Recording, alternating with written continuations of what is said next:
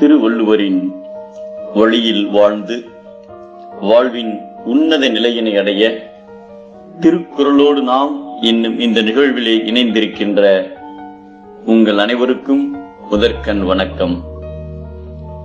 குறள் எண் 595, அதிகாரம் ஊக்கம் உடைமை. ஒரு ஊரிலே திருவிழா ஒன்று நடந்து வந்தது. அதில் வண்ண பலூன்களை ஒரு வியாபாரி விற்றுக் கொண்டிருந்தார். அப்பலூன்கள் சிவப்பு, மஞ்சள், நீலம், பச்சை என பளிச்சென்ற வண்ணங்களில் அழகாய் இருந்தது. நிறைய குழந்தைகள் வண்ண பலூன்களை வாங்கிச் சென்றனர். அதை அழகாய் மேலே பறக்க விட்டனர்.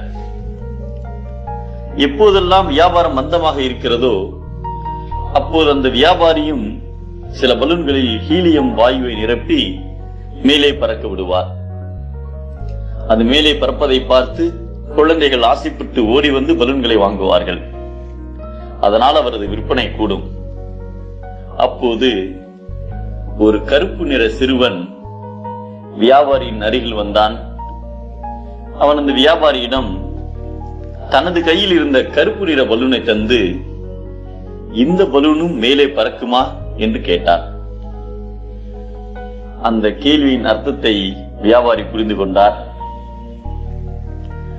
அந்த கருப்பு நிற பலூனிலே ஹீலியம் வாயை நிரப்பினார். அதனை அந்த சிறுவனிடம் கொடுத்து காற்றிலே பறக்க விட சொன்னார். அந்த பலூனும் மற்ற பலூனை போலவே மேலே பறந்து சென்றது.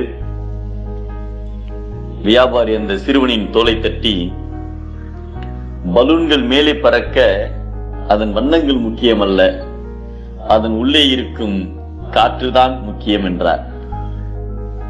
தனது உள்ளத்தின் அளவிற்கு தக்கவாறுதான் மக்கள் உயர்வார்கள் என்பதை வெள்ளத்து அணைய மலர் நீட்டம் மாந்தர்தம் உள்ளத்து அணையது உயர்வு என்கிறார் நம் திருவள்ளுவர்.